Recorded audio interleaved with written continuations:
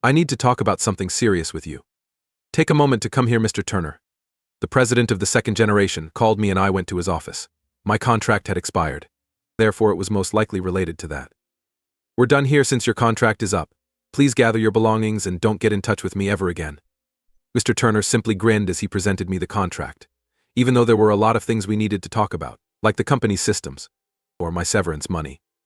To my surprise, the contract no longer included the severance pay clause. What? What is this? You assumed the contract was the same as previously and didn't even bother to look it over. You are responsible for that. It was accurate. After he was elected president, I had signed the contract, which was extended until the end of the year. I hadn't read the entire contract because it looked nearly the same as the ones that came before it. I never thought the severance compensation clause would be eliminated. What is going on here? For someone like you, why would I squander money on severance? You would have figured that out by now if you were intelligent. Anger boiled up inside of me, and I found it difficult to control my feelings. Yes, I was at fault for not carefully reading the contract. And I wasn't going to argue about it. The fact that Mr. Turner was abandoning all the previous presidents stood for, however, was something I couldn't tolerate. Someone like you is worthless, so pay attention. When your contract expires, there will be no severance. Goodbye. I knew I was done with him the instant I heard those words. I immediately went to get my laptop. I'm Lucas, and I work as a software engineer at the moment. I began working in this field 10 years ago, immediately following my high school graduation. The path to becoming an engineer wasn't simple. Thank you for having me from today. Oh, I see. Are you Lucas? I am aware of you. Let's collaborate effectively. I was raised by my single mother after my parents divorced when I was in middle school. My father had been in charge of all the money, so when he left, he took everything with him. After the divorce, life was quite difficult. Nevertheless, my mother put forth a lot of effort to help me, and I was able to complete middle school. I did everything I could to help my mom out by working part-time jobs to pay for my own tuition while I was in high school. However, my mother finally became unwell and was unable to continue working. At that point, I opted to seek a job instead of continue with college. You must first understand the fundamentals because you are a novice. There are several things to keep in mind, such as writing code that is efficient. You'll quickly be given responsibility if you put in the effort. Yes, sir. I progressively acquired the skills and information required to be an engineer under the direction of my senior Mark. However, I was the only person without a college degree in the organization. I was a recent high school graduate working part-time, while everyone else joined as college graduates. Despite having the same objective, we were beginning from quite different locations. I was never trusted with important jobs because of my status. My lack of a college degree was a major barrier, even though skill was evaluated. Even though I had known since they advised me to strive for full-time employment, it was difficult to continue. You're capable of doing this. I believe in you. Even though I know it's difficult to gain the company's trust, continue to push. Yes, I'll keep at it. I put forth more effort than ever after that to become a successful engineer. I continued to study online every day once I returned home. 1 year later, I knew more than the recent college grants. Allow me to present you. Timothy from the sales division is here. It's good to meet you. I've known him since college. We had a long history of friendship. Pleasure to meet you. Even though I had been producing good work at the company, I was nevertheless hindered in many respects by the fact that I didn't have a degree. Mark was the only one who truly looked out for me despite this, and he even introduced me to a salesman named Timothy. Even though the introduction had no bearing on my profession, I felt trusted because Mark would attest to my character in such a way. For that, I was thankful. I'm grateful for today. Please give me another invitation. After that, Timothy also started to like me, and we got close enough that he occasionally took me out for drinks. As my engineering skills improved, I was finally assigned to a little project. I would eventually become the project manager for a large project after gaining more experience. That was the objective at the moment. Timothy once again asked me out for drinks after work. I appreciate you coming out this evening. I won't be able to go out drinking for a while because I'm probably going to get pretty busy shortly. Are you busy? Is a new project in the works? The project isn't particularly new. I am becoming self-sufficient. I'm launching my own business. However, it's still a long way off. I had never heard of it before, so I was utterly taken aback when Timothy said this with a broad smile. I knew he did an excellent job. He was relatively young, but he had a respectable job and led a comfortable life. It implied that he was most likely earning a solid living, but he never gave any sign of becoming self-sufficient. You're going independent. Yes. I didn't want to go on poor terms because I owe this organization a lot for caring for me and treating me nicely. For this reason, I've been carefully speaking with them to make sure the leaving goes smoothly. I understand. That's amazing. I'm impressed and startled at the same time because I've never considered becoming independent. Timothy was thinking about the business that had helped him, not just about himself. That may be expected of any professional, but his success was likely largely due to his careful handling of everything and his avoidance of causing controversy. Timothy then went into further depth about his intentions. He intended to start an internet retail company using the contacts he had made. That sounds fantastic. I wish you luck. However, I still have a long way to go. I have a lot of work to do before I'm prepared. Since it will take that long to get ready, I want to work on it alone for the first year after I quit the company. Couldn't you set things up to run smoothly and then leave the company later? I can't balance running a side business with the work I'm now responsible for. Furthermore, it wouldn't be considerate to the business. Everyone around him admired and liked him because of his genuineness. That's what I really thought. We had a great time at our large celebration that evening. However, after listening to Timothy's experience, I also began to consider becoming self-sufficient. Further fueled my desire to place myself in a situation where I could rely entirely on my own abilities. The want to prove my skills had been sparked, but I realized I still had a ways to go before I was truly acknowledged as an engineer. Projects at the same level as the ones I'm working on today can be managed independently by me. In the future, I want to start my own software development business, expand my portfolio, and take on freelancing employment. At the conclusion of the month, I made the decision to quit the company after speaking with Mark and my bosses. I felt prepared to give it my best, even if it was a risky move and I lacked a clear plan. Timothy extended an offer to collaborate with me a year later. Although it was an enticing offer, I was put in a challenging situation. In actuality, I had recently launched my own business and successfully transitioned to freelancing. I couldn't just go work for someone else now, even if it was a fantastic opportunity. I appreciate the offer, however, I recently started my own business. It's a software development company, but I'm still the only employee. Really? That's amazing. Well done. Although Timothy responded enthusiastically, I knew it was probably not the response he was looking for. He was truly pleased for me, even though he undoubtedly thought I would enthusiastically accept his offer to work for his company. Well, I suppose I should simply assign the assignment to a subcontractor from your organization. Isn't it a software development company? You must construct our system for me. Are you reliable? Since you operate your own business, we may subcontract you instead of hiring you as our in-house engineer, which is what I had hoped. I had taken on a few freelancing jobs before to formally starting my own business, but this project, creating as a web application for an e-commerce company, was by far the largest one I had ever been offered. Everything would have to be built from the ground up by myself. Timothy trusted me despite my company's inexperience, and I was resolved to do everything in my power to live up to his expectations. From the bottom of my heart, I genuinely felt that. After that, we kept up our relationship and I worked on teaching his engineering team and developing and maintaining systems. 30 years went by in the blink of an eye and Timothy retired. Mr. Turner, who had been the vice president for a few years, was elected president as he became older. Hey, got a minute? Yes, I take it you're under contract. You might want to start looking for another employment, because I want to fire all contract staff. Once I take control, I was abruptly summoned and informed of this. I was able to get by without the work from Timothy's company by this point because my own business had expanded significantly. Although I would want to concentrate only on my business, my friendship with Timothy kept me employed there as an outside contractor. I wouldn't mind going back to my own business full-time, but I was surprised by how abrupt the conversation was. What does this mean to you? It's quite abrupt. I mean, I'm not going to spend my money on someone like you. We don't need pointless individuals wasting their time on computers without hesitation. Mr. Turner told me this directly. Since becoming vice president, he had made it clear that he solely cared about people's academic credentials. But I wasn't sure if this was a cost-cutting tactic or if he simply didn't like me. He evaluated each employee's success at work solely on the basis of their educational background. Is this related to the fact that I did not graduate from college? Well, you're right.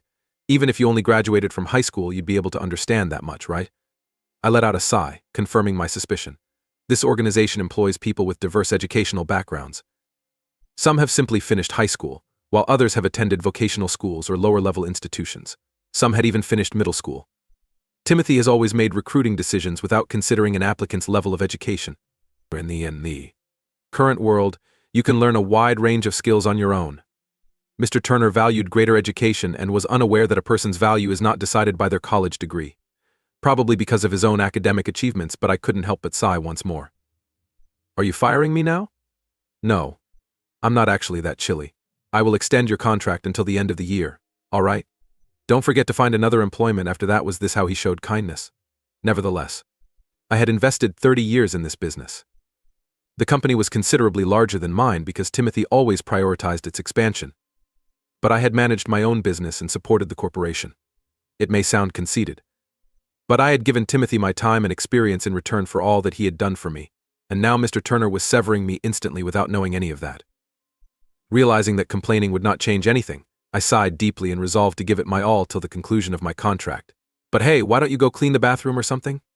What? Cleaning the bathroom? You mean that's basically all you can do as a useless person? Get to work? The president has given you the command. Not only did Mr. Turner harass me, but he harassed every employee who was going to be fired. In addition to being constantly lectured, we were made to perform duties that were outside the purview of our jobs, such as cleaning the restrooms. It went on and on. I kept working on the tasks assigned to me despite the surroundings.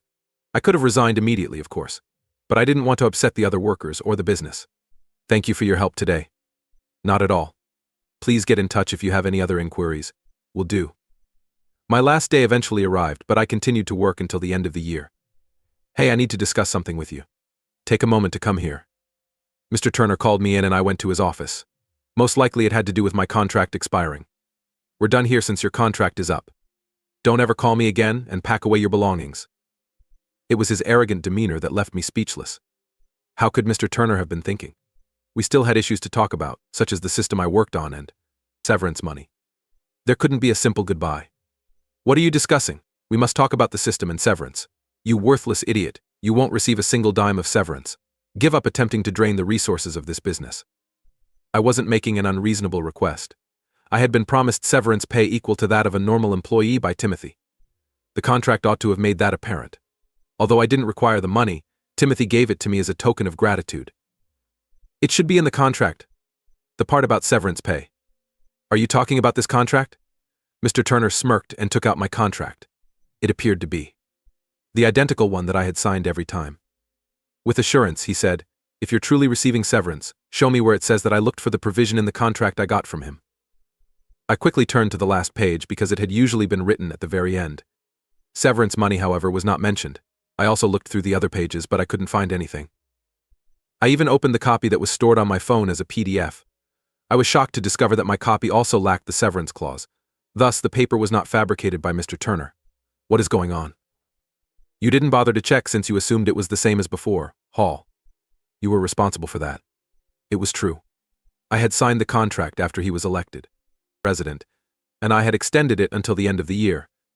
I hadn't gone over every line because it appeared to be almost the same as the earlier contracts. I never thought the severance clause would have been eliminated. What is the meaning of this? You believe that for someone like you we would squander money on severance. You would have figured that out by now if you were intelligent. I had to struggle to control my emotions as anger erupted from the pit of my stomach. Yes, my failure to read the entire contract was my mistake. I wasn't going to debate it, but I couldn't overlook Mr. Turner's blatant disregard for the values Timothy had upheld. Someone like you is worthless, so pay attention. When your contract expires, there will be no severance. Goodbye. I lost my patience entirely at that point. Although I never thought he would be so self-centered, it made clear to me the type of president he was. I get it. I appreciate everything you've done so far. After saying that, I bowed and went back to my work. Naturally, I wasn't going to overlook this. The same treatment should be given to those who behave unfairly. I gathered my belongings, bid my co-workers farewell, and departed the organization. I opened my laptop and started working on something as soon as I arrived home. Mr. Turner called me the following day. Hey, what the hell is going on? Why are you contacting me at such an early hour and shouting like that? Where are your manners? You turned off every system we utilize. That's what's happening, though I hadn't heard him yell like that before. I wasn't shocked. Despite knowing what was coming, I was not expecting him to contact me so quickly. I sure did. You did not extend my contract. What? Agreement? Wow, do you know nothing? You're also the president. As I said. I couldn't help but smile. Mr. Turner's arrogance caused him to yell at me even more. Do you even understand what I am doing? I have no idea what you were talking about. Why would you have the ability to disable the system if you were always messing with it? Nobody else was aware of this. How is that possible? Mr. Turner plainly had no idea what I had been doing for the company. When he took over for Timothy, he must have learned everything. However, he either ignored or forgot it. He was panicked since the company's system had gone down. accounting software, and employee management apps were among the affected systems. At the end of each month, we receive a pile of invoices from our various remote employees. This was about to go terribly wrong. Say something. As CEO of the company that designed the system, I am willing to renegotiate the contract. We might even switch from the prior usage fee model to a buyout plan. You must, of course, start by apologizing on your knees. What? I stated it clearly. I was aware that there could be consequences for this. Although I had already informed the accounting and management departments, my reputation could suffer if Timothy found out. I was perfectly within my rights to restrict access to the system and not renew the contract, but I couldn't help but wonder whether Timothy would be disappointed in me. That thought remained. Nonetheless, I could not overlook Mr. Turner's behavior. You've overreached yourselves. I'm coming over right now, so get to the office. Later that afternoon, I went to the company because I didn't want to leave. The system unavailable indefinitely. Hey, I've been anticipating your arrival. Let's go to the office of the president. I was shocked to see Timothy in the lobby, waiting for me. He must have hurried to the company after learning of the situation. I had my justifications, but I had no idea what Timothy was thinking or how much he knew. As we walked to the president's office, neither of us spoke. Excuse me. After knocking, Timothy went into the president's office, where Mr. Turner was standing sternly and commandingly. I'm very sorry. I really apologize for the rude treatment you received, and I kindly request your pardon. To my surprise, it was Timothy who apologized to me. Hold on, what's happening? Why is Timothy expressing regret? He was about to bow his head, and Mr. Turner was desperate to stop him. It was obvious that Mr. Turner believed Timothy would support him and be upset with me. But the truth was completely different. Timothy, please lift your head. You, quit behaving that way. You ought to apologize with him. What kind of nonsense are you spouting? I've known Timothy for 40 years, and I've never seen him this furious. Mr. Turner was obviously frightened by the strength of his rage. The room's atmosphere immediately grew strained. Please don't exacerbate my already existing anger. Who you believe is in charge of this mess? Well, you see, are you attempting to push things through with an authoritarian mindset, refusing to accept accountability for your actions? I never imagined you to be such a person. I would never have chosen you to be president if I had known. But first and foremost, you must apologize. And Mr. Turner turned to me and bowed his head, clearly depressed. What is it? First of all, I'm sorry about the contract. Mr. Turner muttered that he was sorry for what he had done. I was more interested in Timothy's response at the time, but maybe he assumed I was furious about not getting the severance. What would Timothy do about this? So, how are you going to accept accountability for what you did? You're not a kid, and you're definitely not a typical worker. You have harmed this business. How are you going to make things right? Mr. Turner had gone white, and Timothy had fixed him squarely in his sights. He was presumably seeking for the appropriate response. But he couldn't think of anything that made sense. He had always been self-centered and used force to eliminate anything he disliked. It was impossible to believe that someone like him could be as earnest as Timothy hoped. A new arrangement may be struck. The usage cost will be more than it was previously, and I will ensure that it is. That is not what I am talking about. Mr. Turner's face twisted with dread as Timothy's voice echoed around the president's office. It was clear that he had put up a landmine, and he realized his mistake too late. Now Timothy was furious. Let's be clear. If you do not understand the gravity of your actions, you will be discarded. I will not let you run this business any longer. What? Surely you must be kidding. Then Mr. Turner stumbled. Do you believe that jokes are appropriate at this time? Timothy fired back. Your mind must be in the clouds if you truly believe that. It sounds like your brain is tiny than a micro. But I heard you despise those who have completed high school. Timothy's scathing remarks rendered Mr. Turner utterly stunned, even though he wasn't prepared. For Timothy to use the word, you abuse your influence as president to advance your personal agenda over the interests of the company. That type of individual has no business running a business. Please wait. Are you unwilling to modify your mind? Mr. Turner begged. I can't be fired like this. I admit that what I did was a big mistake, but you understand, don't you? You cannot be pardoned for your actions, and I will not pardon you. Accept responsibility and leave the organization. Mr. Turner went on his knees as Timothy said this. In contrast to his usual dominating approach, he began to weep aloud and bow before Timothy. I urge you, will you not forgive me? Do you think that wailing and appealing for forgiveness will solve everything? Act like a man and accept responsibility for your actions. Timothy refused to budge despite Mr. Turner's repeated apologies and entries. Then Timothy escorted me into a nearby meeting room and out of the president's office. With a voice full of sadness, Timothy added, Since I appointed him president, I also bear some of the blame for this. I never thought he would become this way. I sincerely apologize. I never held Timothy responsible for any of this because he had already expressed regret to me before we entered the president's office. Although Timothy didn't have to apologize, this was his way of being genuine. Timothy, you don't have to say sorry. This is not your fault. You don't realize how much you've helped me. This business wouldn't exist as it does now without you. Treating someone like you, a vital member of the team, with such disdain was unacceptable. Timothy's eyes filled with tears as he conveyed his appreciation. We can use our system for less than a tenth of the typical cost because you constructed it for a fraction of the market price. You devoted your time to training our engineering team as the business expanded. Even our just began programming lessons benefited from your assistance. Because of you, this business prospered for 30 years. You were always there for me, even when things got rough for the company, or when I was having personal problems. Your presence is the reason we have progressed to this point. I sincerely appreciated as he talked. Timothy held my hand tightly and met my eyes. I was likewise moved to tears when I saw him in that condition. Timothy owes me so much. You introduced me to consumers and demonstrated how to run a business. I owe you as much. I doubt I'll ever be able to repay you for all you've done for me. Hearing that makes everything I've done feel worthwhile, Timothy said with a smile. I sincerely appreciate it, and once more I apologize for all that transpired. Could we keep working together even though I know I'm not in a position to ask? Timothy appeared remorseful, but I had my response ready. Obviously, I'm excited to collaborate with you once more. We reaffirmed our partnership with a hard handshake. Ultimately, Mr. Turner lost his job and was evicted from the organization.